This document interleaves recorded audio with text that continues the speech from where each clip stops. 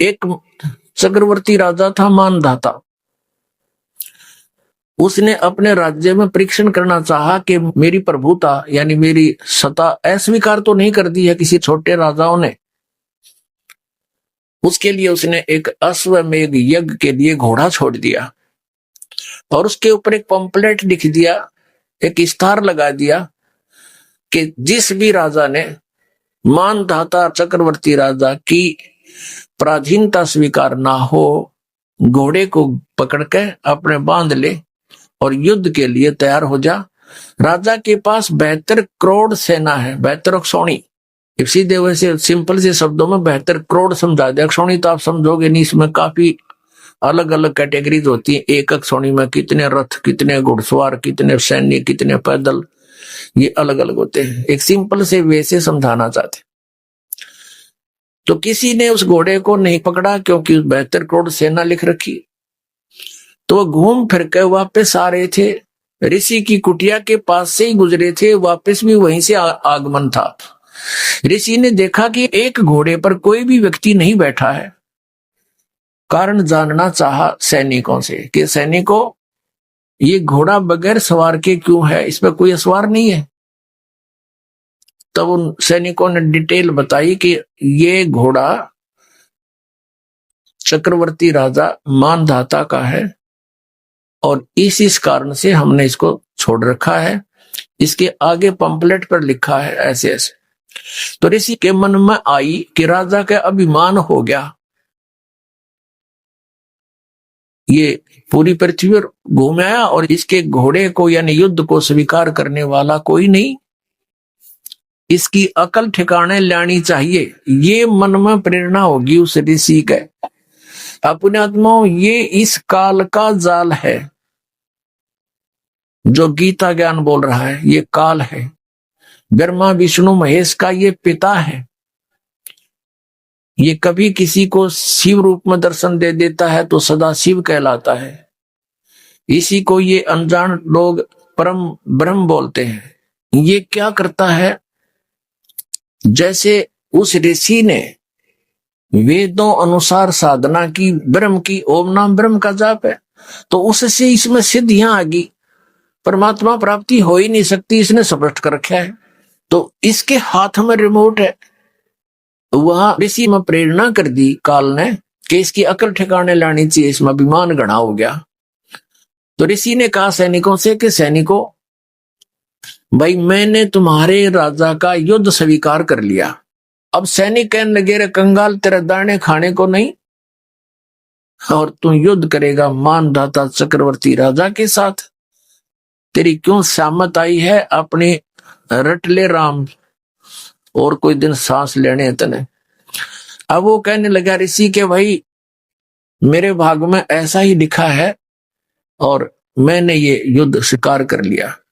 घोड़ा पकड़ लिया और बांध दिया वृक्ष के जिसका कुटिया छाई थी। अब सैनिक गए राजा के पास, नमक मिर्च लगाया कि आज एक व्यक्ति की हिम्मत बनी है आपके घोड़े को पकड़ने की, कल को दूसरा मुंह उठाएगा राजन, इसका बुराई का शुरुआत में ही एंड कर देना चाहिए।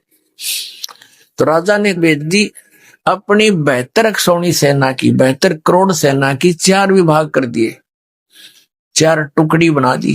प्रथम टुकड़ी भेज दी एक चुनक ऋषि को मारने के लिए। उधर से ऋषि ने जो सारे जीवन में डले डोए थे, ओम नाम का जाप और हठियो किया था, ब्रह्म साधना की थी, उससे उसने अपनी सिद्धियों से 4 पुतली बना दी। पुतली संत भाषा में पुतली और अंग्रेजी भाषा में एटम बम। वचन की जो शक्ति है इन परमाणु परमाणु का, इसका आगे कोई अस्तित्व नहीं है। परमाणु बम वगैरह कोई भी, तो ये अध्यात्म शक्ति बहुत प्रबल है। तो 4 एटम बम बना दिए, एक पुतली छोड़ दी और उसने बहुत रूप धारण कर लिए और मानधाता चक्रवर्ती के 18 करोड़ सेना का कत्लेआम कर दिया। राजा ने दूसरी टुकड़ी भेज दी, ऋषि ने दूसरी एटम बम छोड़ दिया।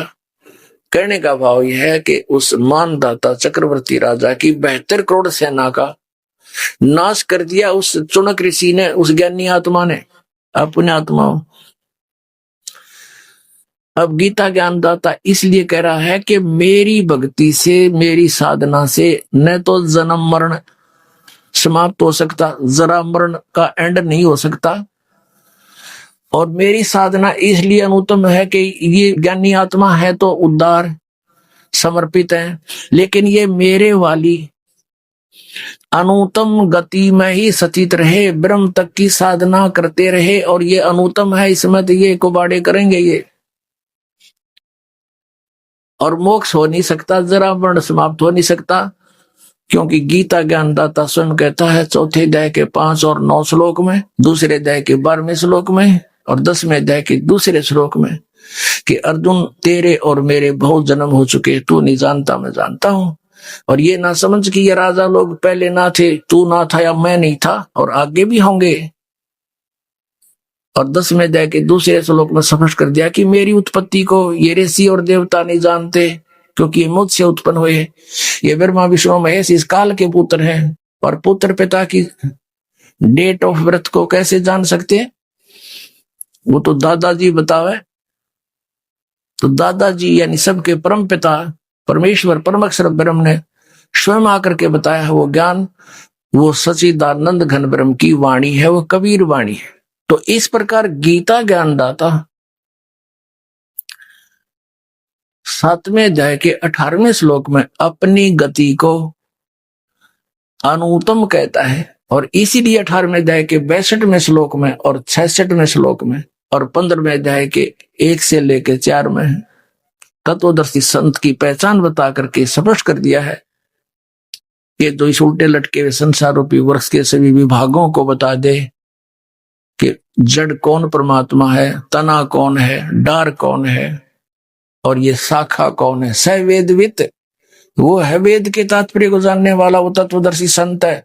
तो परमेश्वर स्वयं आते हैं अपने ऋग्वेद मंडल नंबर 9 और सूक्त नंबर 86 के मंत्र 26 और 27 में, ऋग्वेद मंडल नंबर 9 सूक्त 82 के 1, 2, 3 में, ऋग्वेद मंडल नंबर 9 सूक्त 20 मंत्र 1 में, ऋग्वेद मंडल नंबर 9 सूक्त 1 मंत्र 8, 9 में, ऋग्वेद मंडल नंबर 9 और सूक्त 96 यानी 96 के मंत्र 16 से लेकर 20 में, ऋग्वेद मंडल नंबर 9 सूक्त 94 यानी 94 के मंत्र 1 में आपको दिखाएंगे, और पहले भी बहुत बार दर्शन रूबरू कराया आपके। उनमें स्पष्ट किया है कि परमात्मा ऊपर सतलोक में रहता है, उस तीसरे मुक्ति धाम में धूलोक में तेजो में स्थान पर रहता है, और वहां राजा के समान, जैसे राजा अपने सिंहासन पर विराजमान होता मुकुट उकुट पहन के, ऐसे वो परमात्मा राजा के समान वहां देखा जाता है। नर आकार है, साकार है, मनुष्य दृश्य, और वहां से गति करके आता है, वो अच्छी आत्माओं को मिलता है, उनको उपदेश देता है, तत्व ज्ञान समझाता है। तो वो तत्व ज्ञान जो परमात्मा स्वयं आकर अपने मुख कमल से बोलता है, वो सच्चिदानंद घन ब्रह्म की वाणी है, वो ब्रह्मणे मुखे है, जो गीता जी अध्याय नंबर 4 के श्लोक नंबर 32 में जिसके विषय में कहा। तो वो परमेश्वर आकर ही अपने यथार्थ ज्ञान को स्वयं ही बताता है।